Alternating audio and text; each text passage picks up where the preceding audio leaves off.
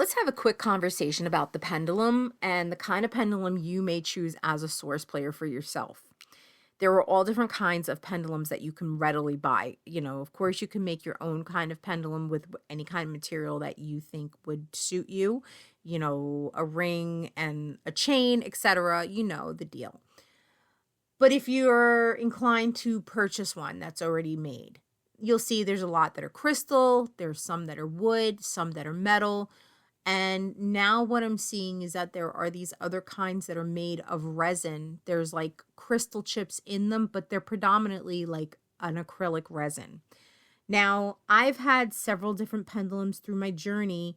The first one, it fell apart and I lost the crystal. Then I replaced it, got something else, and then I didn't like that one anymore. And then I replaced that one. And then this I had this pendulum that was a glass vial, very much like the one Judy had, but these were pre-filled with tumbled crystal chips, and they were very pretty, and I loved them. I would stick them in my pouch and put the pouch in my bra under things. And when I would go shopping, I'd have the pouch on me in my bra, and I would lean on the shopping cart handle. And ultimately, what ended up happening 3 times before I finally got some sense was that the vials broke, like they cracked. I was like, figures. It's just my negligence and not paying attention to things because I didn't really feel it. So then I purchased one of these resin pendulums because I was just looking to get a replacement, and it was okay looking, but I wasn't like too really happy with it. Not very long after I got that one, this is just within the last couple of months, that one, the tip of it broke because it's resin, it's plastic. Not to say that a crystal cannot break.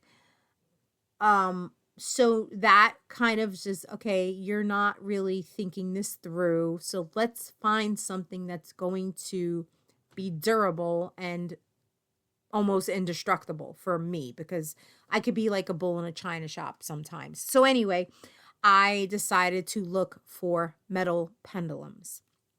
I found a couple. They're really nice. They're really special. I like to have special trinkets. It has to make me feel a certain way. I have to feel like it's a special item. That's just me. It doesn't have to be for you. You may not have significant. I'm just, a little bit like girly in that respect, that I have to have like a special trinket. I know it's like extra. So anyway, I picked up 2 metal pendulums for myself, and I just got them in a few days ago, or I got the second one in a few days ago, and I'm really happy with my purchases. And going forward, these are the kind I'm going to stick with metal. That I feel like was my best choice. It was a solid choice. So why am I saying this? Because the material that you choose for your pendulum could potentially not be the best. And it's not to say that anything is wrong with it. It just might not be the best frequency match for you. Certain crystals or types or crystal type of substances, different natural substances, they may be softer in their makeup. They may not actually be crystals. They're considered more like a glass. So also, it could be a lower frequency material, natural material. So you have to think about that, because these things do have frequency.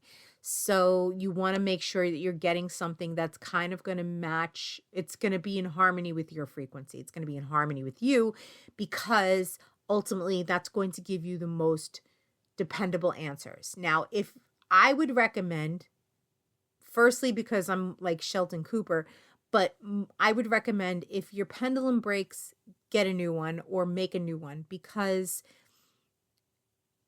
if a crystal breaks, it could be problematic in that the crystal may not, the frequency, the makeup of the crystal is not what it was. It's been broken. And the same thing with any other natural substance. If it breaks, and it may not be what it was at that point. So you may just be better off buying a new one. That's my suggestion. Of course, check with your source self on that. That's what I do. I do not even for a second like entertain the idea of working with a broken pendulum.